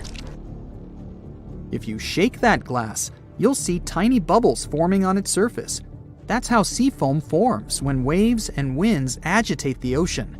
When you see thick sea foam, algal blooms might have caused it. When big blooms of algae fall apart in the sea, large amounts of that matter move in the direction of dry land.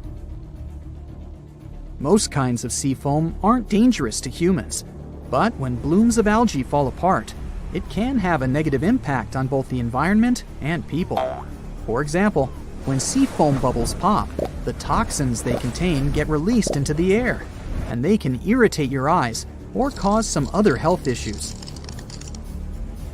You can see a tidal bore in the areas where a river empties into a sea or an ocean. It's a powerful tide that goes against the current and pushes up the river. A tidal bore falls into a category of something called the surge, which is a sudden change in depth. A tidal bore is a positive surge, which means it pushes up a river, making it much deeper. A negative surge is when the river suddenly becomes very shallow. You won't see tidal bores everywhere. The river must be fairly shallow with a narrow outlet to the sea. The place where the sea and the river meet must be flat and wide. Also, the area between low and high tide must be at least 20 feet across. Of course, there are some exceptions, like the Amazon River, the world's largest one. The mouth of the Amazon is not narrow, but the river experiences tidal bores. That's because its mouth is shallow and has many sandbars and low-lying islands. The tidal bore is so strong there that the river doesn't even have a delta.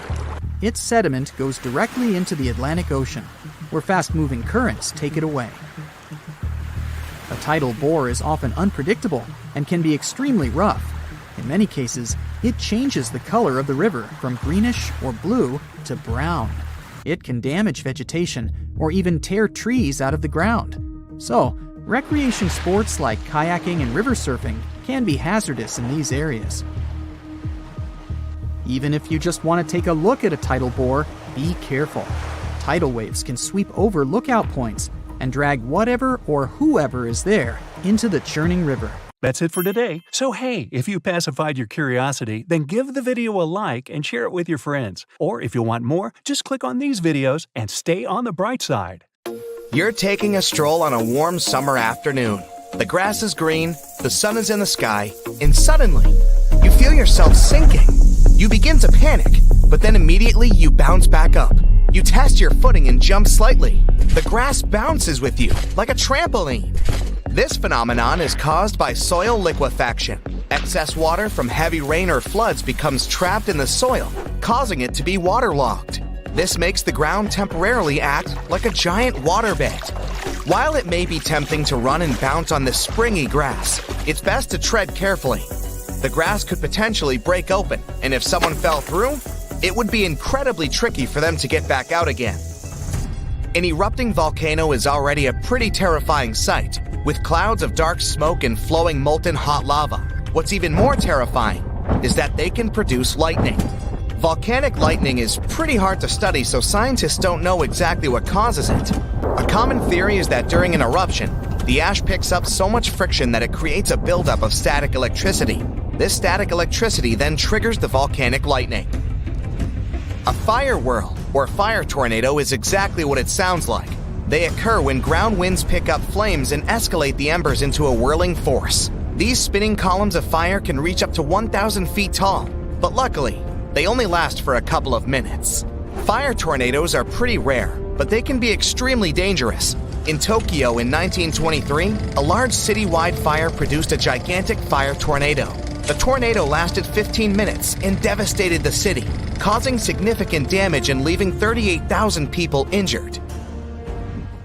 On a cold and cloudless winter night, you might have been lucky enough to witness colorful beams of blue and orange light reaching up towards the sky. These are called light pillars. They occur when light is reflected from tiny ice crystals that float about in the atmosphere. These pillars are more common in cold, northern countries like Canada or Russia. We've all seen the colorful rainbow arches that the sun produces. It's much rarer to see a rainbow light up in the sky, produced by the moon. This is called a moonbow. It's bright and colorful like a rainbow and occurs when moonlight reflects off water droplets in the sky. Moonbows are incredibly rare and can only occur in specific conditions.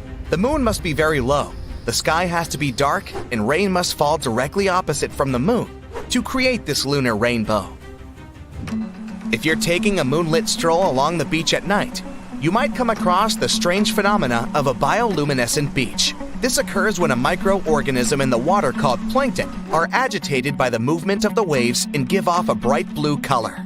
These microorganisms tend to live in warmer waters, so you can find these luminescent beaches in places like the Maldives, Puerto Rico, and even Florida.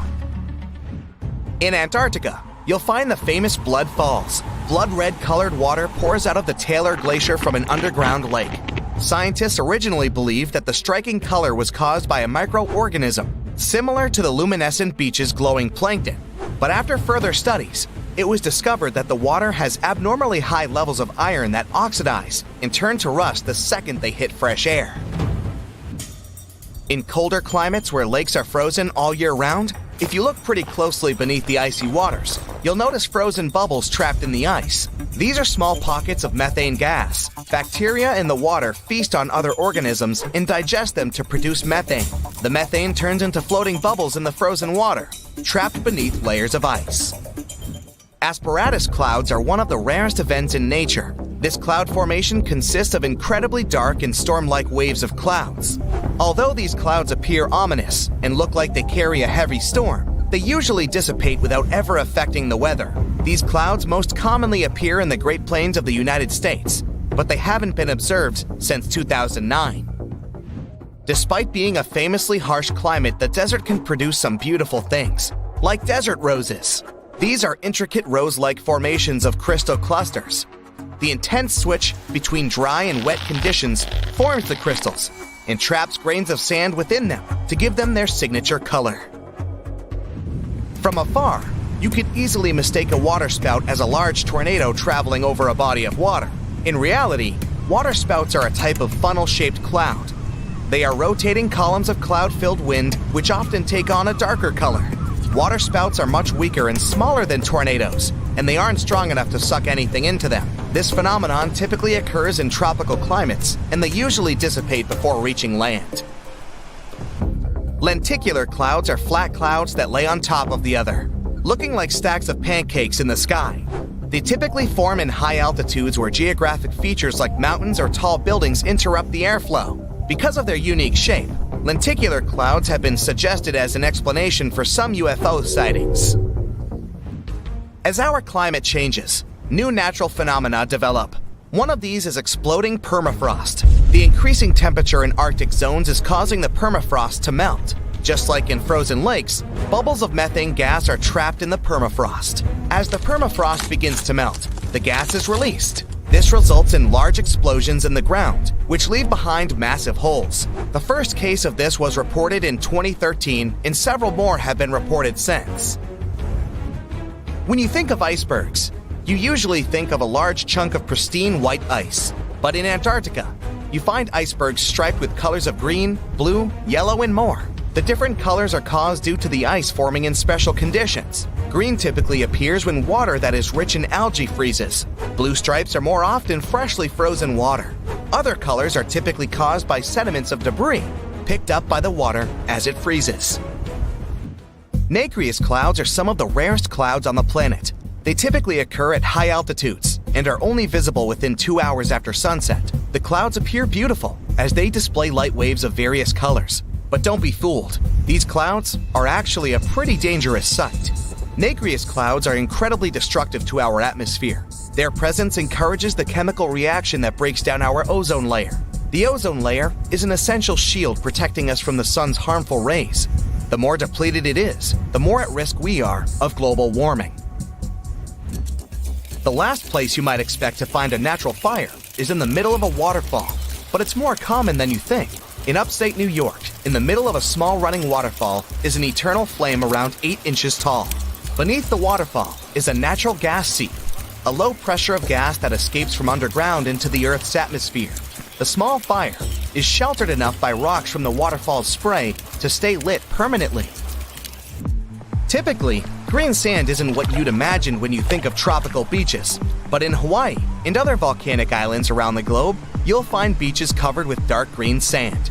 This remarkable color is due to the erosion of olivine, a type of rock formed by nearby volcanic eruptions. Over the years, the rock slowly withers into sand and washes onto the shore, resulting in these strange colored beaches. Penitentes are fields of ice spikes, formed in high altitudes. These occur when sunlight beams directly onto ice, turning it into water vapor rather than melting them. The sunbeams vaporize small dimples in the snow surface, resulting in sharp crystal-like formations. The spike can grow as tall as 15 feet. Mammatus clouds are some of the most unusual and distinctive formations of clouds. The clouds can extend over hundreds of miles and appear like the sky has been blanketed with cotton balls. The clouds themselves are harmless, but they often signify that a dangerous storm is nearby. So if you see them, head inside. A green flash sunset is a rare phenomenon that occurs briefly at sunset or sunrise, when the sun is almost entirely out of the sky. In the right conditions, onlookers can witness a distinct green flash, making the sun appear bright green. This is caused by sunlight reflecting off the Earth's atmosphere, causing the light to refract into different colors. The sun appears green, but really, it's just an optical illusion. The food on the tables in the cruise ship's dining room seems freshly made. It looks like everyone just picked up and left. You panic and run outside to the main deck. There are plenty of slippers and sandals lying around, but no people around. You bend over the railing and see that the cruise ship is still moving. There's not a single staff member in sight. Your first guess is that they've all gathered somewhere for some reason, so you make your way to the captain. You walk through the long and maze-like corridors before you reach the control room. The door is wide open and someone has set the ship to cruise control. Some scenarios play out in your head. Scenario number 1 is that while you were asleep, everyone else woke up and decided to pull a prank on you, so they must be hiding somewhere on the ship. When you freak out because no one is around, they'll pop out of nowhere and surprise you with an awesome party and cake.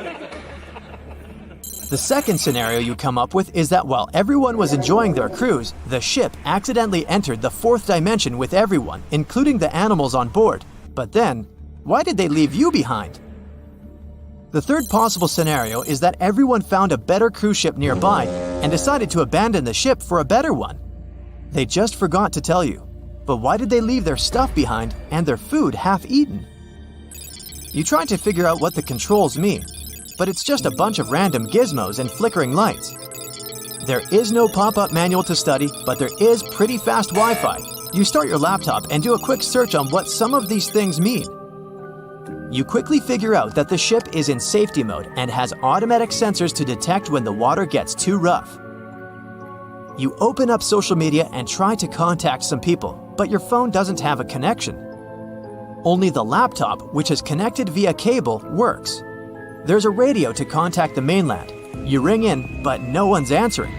Suddenly, your notifications pop up. You look at photos of your friends on vacation or back home. But they're not there. Only the backdrop with no one in there. Everyone has officially disappeared, except you. You try one last time to contact the rest of the world, but nobody is answering. You check out some of the cruise details and find out that the ship will need around 11 days until you reach the nearest dock. After looking at the map, you see a small remote island that's only 4 days' trip away.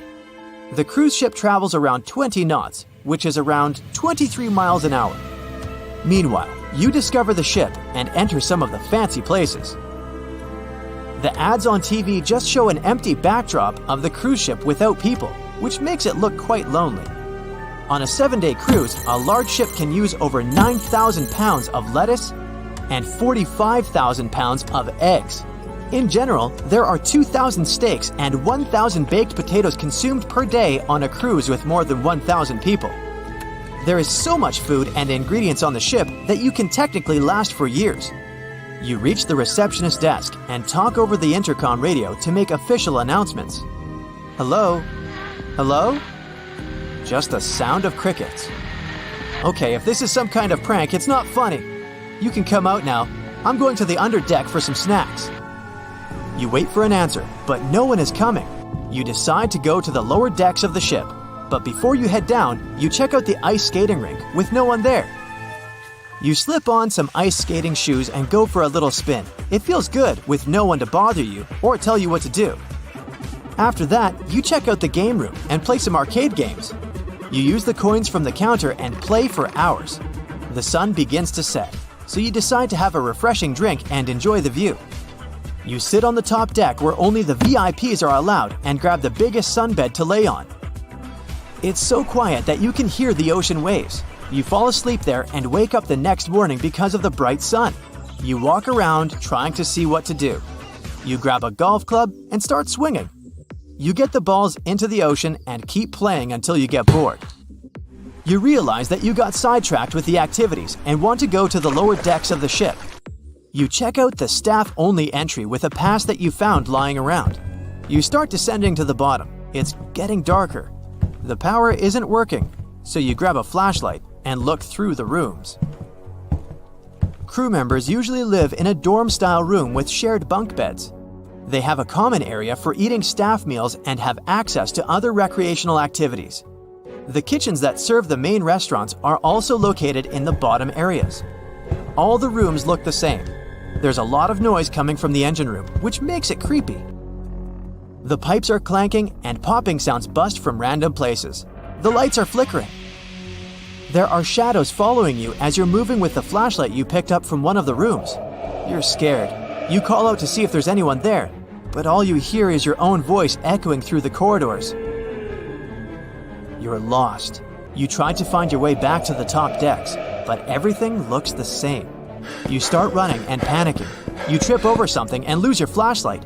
It's very dark. You wave your arms around and try to find your way out. You put your hands on the wall and try to navigate around. You see a bright light at the end of the corridor. You walk towards there. You end up reaching one of the central kitchens with plenty of food lying around. There are dozens of fridges and a whole kitchen dedicated to desserts. Your stomach growls from hunger. You eat some of the most exotic and top-of-the-line food that can cost up to $1,000 per dish. You spend the next few days gobbling up the yummy treats, playing golf, and partying on the dance floor. 3 days later, you maxed out most of the fun stuff of the cruise ship. While basking in the sun, you see an island in the distance. You grab your binoculars and notice the dock where the ship is heading to. You quickly head to the control center and see the map. It needs 30 minutes to arrive, but you don't know how to park the cruise ship. You end up lowering the anchor to stop the ship. You'll then use the rescue boats for rowing to the island. You gather some supplies and food and row. Maybe someone on the island can help you out. You descend and row to the shore. You enter the city, but it's empty.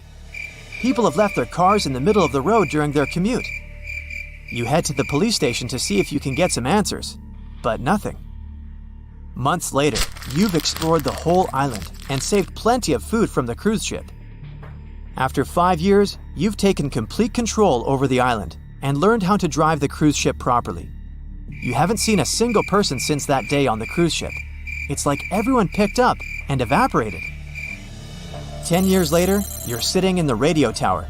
You have a full-grown beard and fields of crops all over the island. You haven't stepped foot on the cruise ship for 3 years. Suddenly, you catch some signal on the radio in Morse code. Someone from the mainland is trying to contact you. You decide to get back on the ship and make your way there. That's it for today. So hey, if you pacified your curiosity, then give the video a like and share it with your friends. Or if you want more, just click on these videos and stay on the bright side. One of the main signs someone is tracking your phone is the gadget running out of battery in no time. Batteries do age along with your phone, but if you've just got it recently, that's not normal. Some malware might be using the energy to scan your device and send the data to third parties. Does your phone freeze or take forever to load web pages? Some malware might be running in the background, preventing the gadget from operating normally. In this case, you may also have trouble quitting apps. Sometimes it's even necessary to restart your phone. If you open a website you often use and it has a different design, or if one tab looks different from the rest on the same page, that's another warning sign. It can be the work of proxying programs. It means they're sitting between you and the internet, giving you their own fake instructions. Even your dial pad can change its shape and color when someone's got control over your phone. There are some apps your phone's manufacturer or service provider pre-install on your gadget. Google them to make sure they're legit. If they aren't on the safe list and you don't remember installing them, someone's after your data. Those apps can record your calls, read your texts, get access to your social media and online banking apps. Scammers can mess with your phone's camera remotely. You can find pictures and videos on your gadget that you don't remember taking. The same as when your phone's flash goes on and off by itself. In this case, the camera app will eat up a lot of battery and heat your phone up even when you aren't using it. When someone gets access to your gadget, they can also log into all your accounts, from email to fitness apps. You'll know it's happened when you suddenly have new passwords, get signed up for new things, or see the emails you haven't opened marked as read. Someone might be using your data to start new accounts or get lines of credit in your name. Some cyber criminals can use your phone to make expensive calls or send texts abroad and to premium rate numbers. They often sell this service to their clients to make a profit. The unwanted apps they install on your phone to send data are also super hungry for traffic. You'll notice if they've been active at the end of the month when you see a crazy data bill. If you find bookmarks to suspicious websites in your browser or start seeing pop-ups way too often, that's likely another form of malware. People who spread adware get money every time you click on those pop-ups. Plus, they can lead to harmful downloads or steal your personal data. When your friends or colleagues tell you all of your emails now go to the spam folder, it must be the work of cyber criminals. They can change your email configurations to make your emails go through an unauthorized server. This way, they'll be able to read them all. Strange noises or an echo during calls, dropped calls, not being able to phone someone when you have good reception. All of this is another warning sign. It might be a technical problem, of course, but if it comes along with other symptoms, someone most definitely has control over your phone. Some scammers get access to your phone through the apps you download from the App Store or Play Store. When you download them, some applications can send data to foreign servers. This data can include IP addresses and even your location. Other cybercriminals create phishing screens to get access to users' browsers and open certain web pages. If their attempts succeed, they install even more malicious programs. Some apps aren't harmful per se, they just aren't protected well enough. Cybercriminals find a way to get inside those apps and use them as a backdoor for their business. Employers or people who don't trust their significant others sometimes manage to install tracking apps on their phones. These apps let them know exactly where the gadget owner is at all times. You can leave your device alone for only a couple of minutes. It'll be enough to install that sort of software. Every time you're using a public Wi-Fi network, you risk running into a man in the middle that can steal your passwords. Scammers often name their network after a nearby cafe, hoping you'll connect to the fake one by mistake. They're also after the browser cookies for your Facebook or Skype sessions. This data can be used to get full access to your accounts. When you plug your phone into a public charging station at an airport or a hotel, it's not only about refilling its battery. A standard USB cable can give away your device's name and type, its serial number, the manufacturer, operating and file system information, and electronic chip ID. Some older Android models automatically send out all the data kept on their hard drive once you connect them to a computer. So when you charge your phone at someone's home or office, you expose your data to them. You can get a text or an email with a link to your friend's photo they want you to see ASAP. Or it might be some important document on how to get your tax return. As soon as you click the link in that phishing message, you'll either be asked to provide your personal data or download an app that'll steal it from you. Sometimes online criminals get access to your phone data through iCloud or your Google account. They might offer you to pay to get your photos, phone books, and messages back. They can also do it to get their hands on your saved passwords. Then, they'll be able to log into all your accounts in a domino fashion.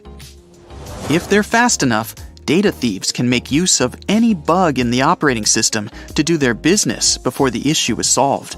Even a hardware problem can lead to data leaks. To protect your gadget and personal data, download apps only from official app stores. Google the apps you want to install but haven't heard much about. Read reviews from other users to stay on the safe side.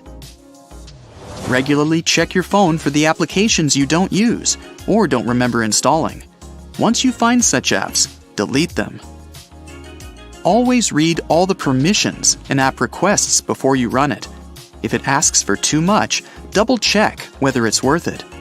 A step calculator doesn't really have to know your banking details or share your data with partner fitness companies. Get yourself mobile security apps with call blockers and firewalls. It'll protect you from any suspicious downloads. Messengers that use end-to-end encryption will help you keep your communication personal. Get a VPN application if you have to use public Wi-Fi networks. Don't ever connect to suspicious networks like Free Wi-Fi 123 or Wi-Fi for everyone.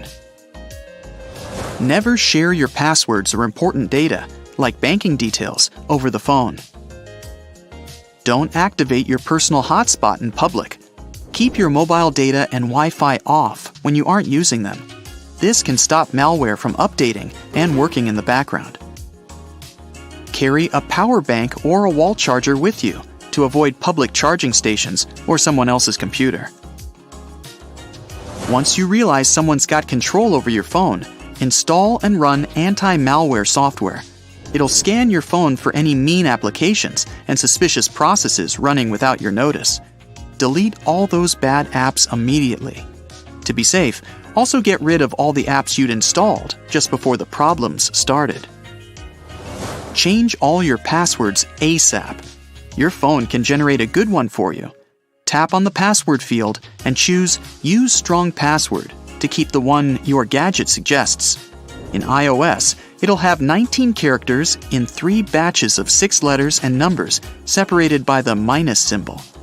Activate two-factor authentication for all your cloud storage services. If the problem doesn't go away, factory reset your phone. Before you do it, make sure you have all the important data backed up. For iPhone, activate iCloud Backup in Settings, Storage and Backup. For Android, go to Settings, tap Accounts, select your Google account, and make sure all the apps and services have been synced recently. You can also transfer important photos, videos, and other files to a computer or flash drive. And don't forget to save your contacts and calendars to the cloud.